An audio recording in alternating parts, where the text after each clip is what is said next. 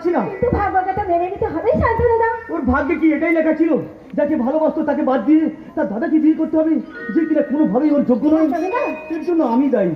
সেদিন যদি সেই কঠিন দিবি না দিতাম তাহলে হয়তো কোনোদিন বিয়ে করতে রাজি হতো না। কিন্তু ওই দিন ওর বিয়েটা না হলে যে আর কোনোদিন বিয়েটা হতো না।